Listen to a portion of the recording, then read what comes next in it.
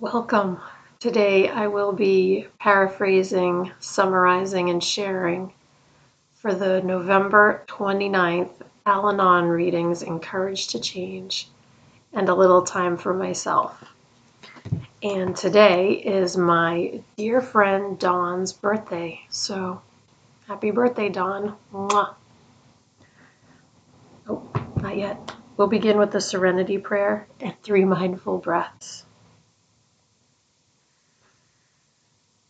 God, grant me the serenity to accept the things I cannot change, courage to change the things I can, and wisdom to know the difference.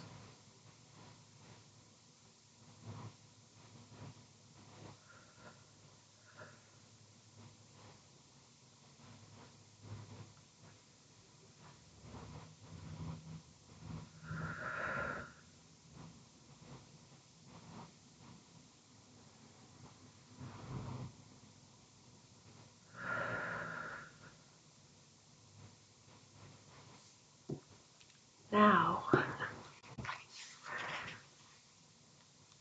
I'll take a moment to look this over.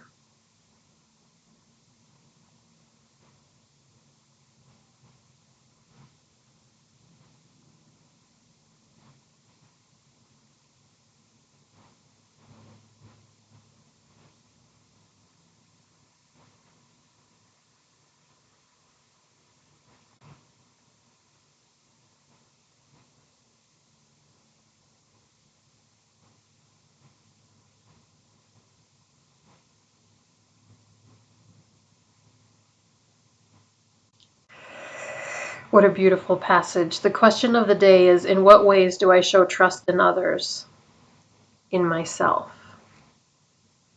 It's a two-part question. The passage is about having trust issues based on experiences in childhood, having people deny and dismiss feelings,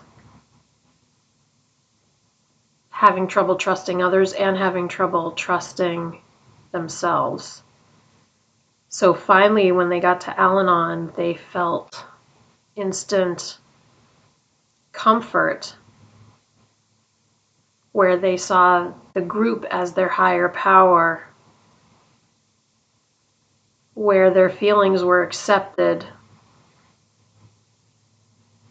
all the time, unconditionally.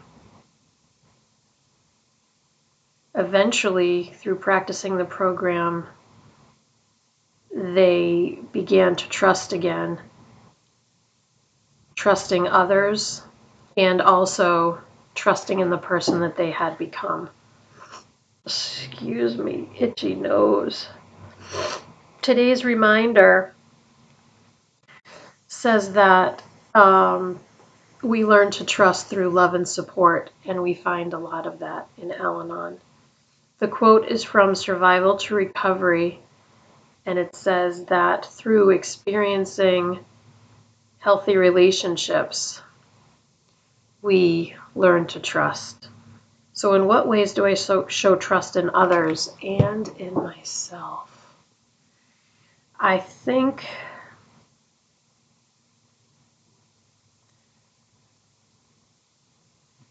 I show trust. In what ways do I show trust in others? I think by letting people be who they are. So who I'm thinking of specifically is my partner, because I feel like I need to put the most trust in him because I live in his house and I'm with him all the time. So it's extremely important that I trust him. And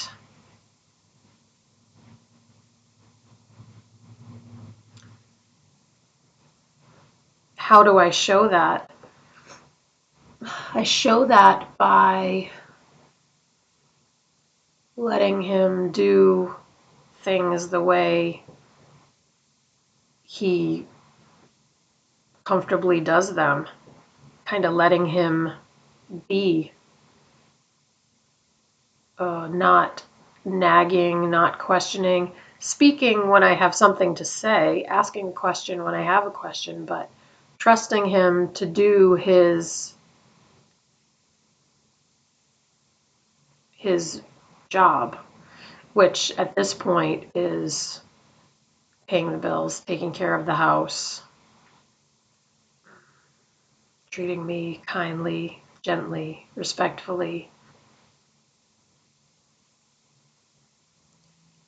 I make it sound so easy.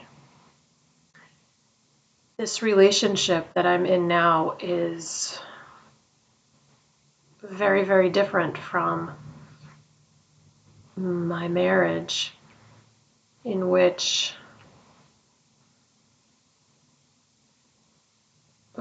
there was no trust. There was trust in the beginning, but as the trust broke down,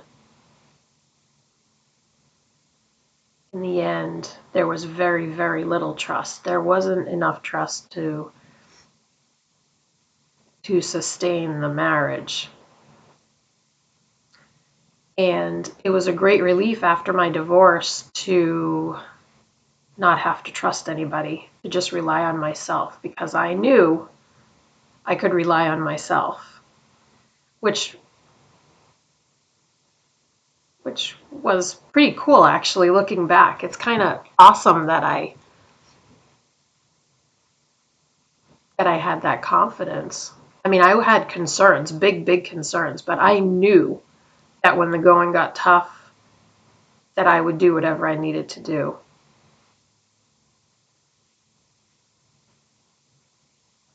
And I'm so very grateful. I mean, I still feel that way. Like if something happened, I know that I could count on myself. But I feel like I'm in a really peaceful, serene place where I can actually trust the person that I live with. And that feels really, really good. So, and it's more peaceful for both of us because the way that I show that I trust him is it's just peaceful. There isn't a lot of friction, which is glorious. And in what ways do I show trust in myself? I kind of explained that already just by doing what needs to be done. And I think also by keeping calm. And I have to remember that because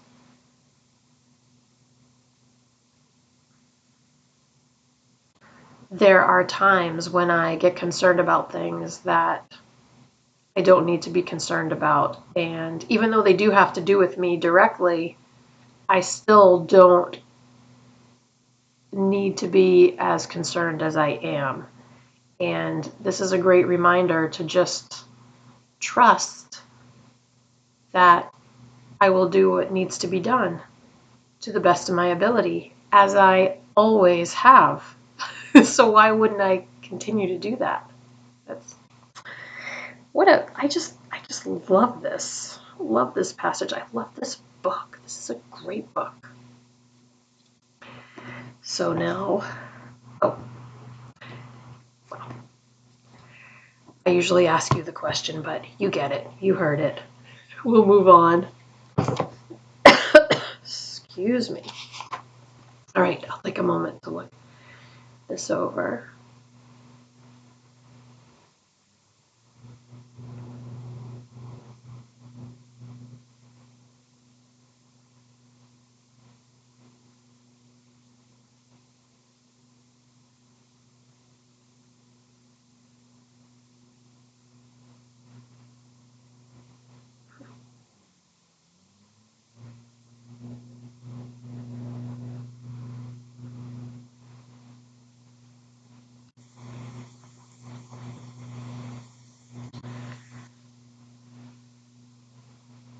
There's so much writing on this page that that the author of the quote is not there because they ran out of room. This page is about being authentic, being human. It mentions one day at a time in Al-Anon, the Daily Reader, known as ODAT. I don't own that.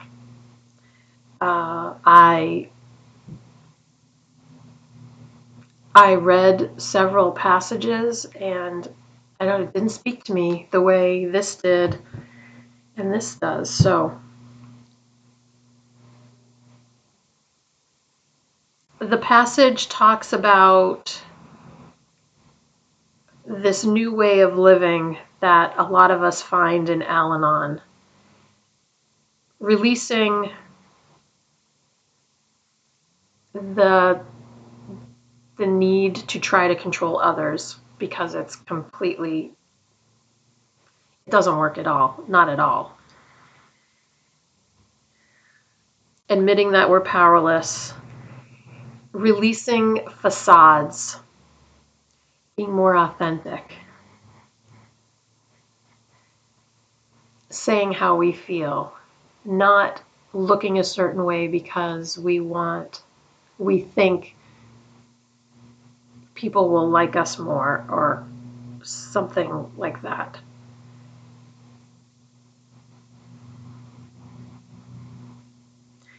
And it's talking about how being genuine improves our relationships, our communication, and our happiness. And today's reminder says all we have to do is be ourselves, right? That's what I grew up hearing that all the time, just be yourself. And I kept thinking to myself, I don't even know what that means. What does that mean, be myself?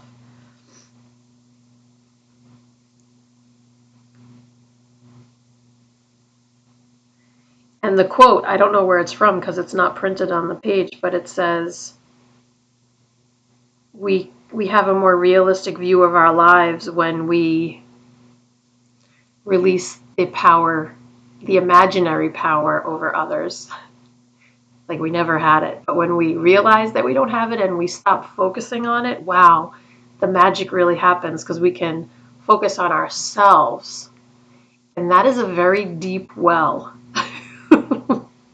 Focusing on ourselves is a really big deal. For me, it's a full-time job, figuring out how I feel about certain things, being aware of my feelings, making sure that I'm directing them in a way that feels good to me. It's a lot of very rewarding work. There's no better way for me to spend my time.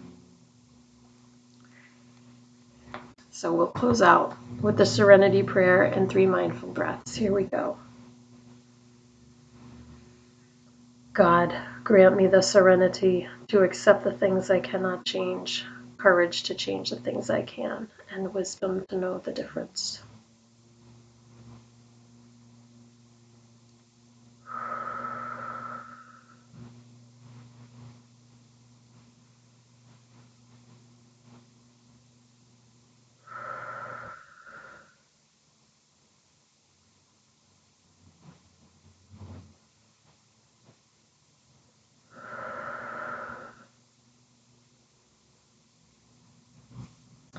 Thank you so much for joining me today.